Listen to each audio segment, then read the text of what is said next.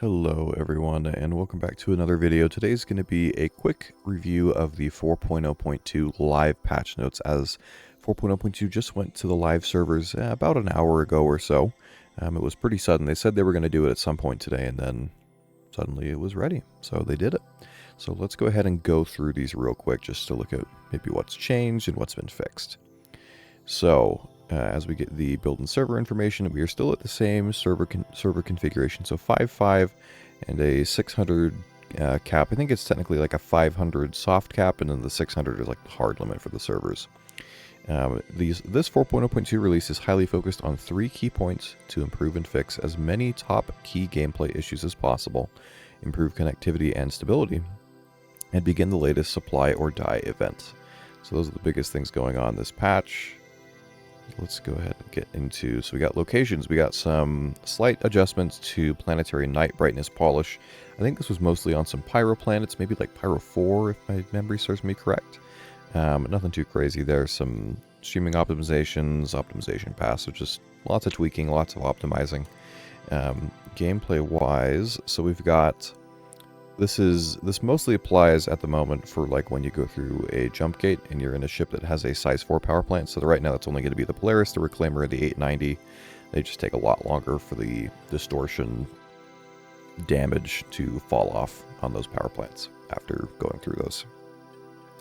There's been a little bit of tweaks made to the tractor beam, and then a little bit of tweaks to spawning of salvage ships as well.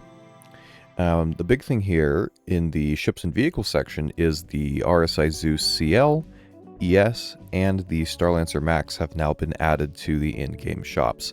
So the Zeus CL and ES are only available at New Deal in Lorville, and then the Starlancer Max is available at Area 18 Astro Armada, and Lorville as well at New Deal. The Zeus ES, I believe, let me double check on the pricing of that, so the Zeus ES is 4.2 million, Zeus CL is 6.8, and then the Starlancer Max is 8.8 million. So pretty reasonable prices. The Zeus CL is a little bit higher than I thought it would be, but the other two are pretty good. So that is a good thing because those are very popular ships, and they're really nice ships to have. So now you can buy them in game. Don't need to spend any money. Let's see, there's a couple other additional ship updates. There was they changed some flight marker stuff. The ship compass is a little bit changed. It's a little bit easier to read now, which is nice. They changed the camera shake, so it's not as crazy as it was before. I did a little bit of testing on that when it was in the PTU maybe a week or so ago. But it's a lot better now. I personally prefer just to keep it off as much as I can, but if you like doing that, it is better. And then we got a couple updates with the newer ships, the Fortune and the Guardian, just general polishing, little things like that. They did reduce the insurance claim time for the Guardian Chi, however you say it, I think by like a couple of minutes. And they adjusted the MISC Starfarer's MFDs down just so it doesn't interfere with when you have the advanced HUD turned on. There is also a little bit of an adjustment with the advanced HUD that I've noticed on the bars that show your speed and your afterburner. The coloring on them is a little bit different. They're a little bit easier. They just look a little bit better. So that's a nice change. Core tech. So let's see. They updated the warning/info pop-ups in menus to different building blocks and adjusted styling, coded colors, and air code wording for more accurate and clear information. These do look really nice, so when you like go back to menu or you're joining the game, just the little box that shows up, it says like you're in queue position, whatever, to join the game. It looks nicer. They just refreshed the little graphic that shows for that. So not a super big change, but a nice little quality of life thing. And then there's a bunch of different changes to like networking stuff, and all sorts of things to help optimize a bunch of issues that we've had. So that's good to hear. Hopefully we get more of that. And then I think there was a couple changes in Arena Commander as well. Nothing too crazy there. So, and then bug fixes. There's a giant list of bug fixes again, which is good to see. We always want more bug fixes. So I'm not going to go through all of them, but I know that they've added some supposedly self-healing code to help elevators that are broken to hopefully start working again, and just hopefully fix some issues with like persistent hangers eating your ship. Then it's destroyed, then you have to claim it again, and so sometimes you lose all your millions worth of cargo you have on there and things like that.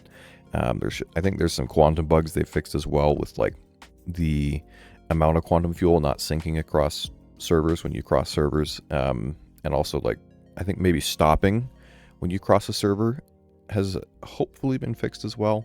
Those were some of the most annoying things for me, was just having to just start quantum like 3-4 times just to actually get going. So I'm hoping those things are fixed. But yeah, there's a lot of fixes. I'll make sure to link to the patch notes in the pinned comment below and in the video description, so you can take a look for yourself if you have like a specific bug or something that you're looking for to see if it was fixed.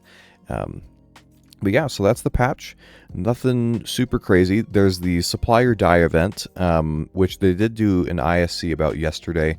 I can link to that in the video description as well if you haven't seen that already. But it seems like, I don't know, just kind of another event. You can make some money off of it. I think there's supposed to be some paints or something that'll be a reward, I think, for the Vulture and the Prospector, I want to say. But yeah, and there's a couple different ways you can do it. There is a potential PvP option, but there are some other options that you shouldn't have to do any combat. You can do like salvaging or mining or something like that. So lots of different options depending on your play style. So yeah, that is pretty much it for this patch. Hopefully we keep getting some more fixes. I'm assuming the next patch will start testing maybe in the next week or two, or some things with it. Is probably 4.1, because I haven't seen a 4.0.3 mentioned anywhere. So I would assume we'll get 4.1 next, and we'll have to see what all ends up making it into that. So if you like this video, make sure to leave a like and subscribe, as it really helps out the channel, and I will see you in the next one. Peace.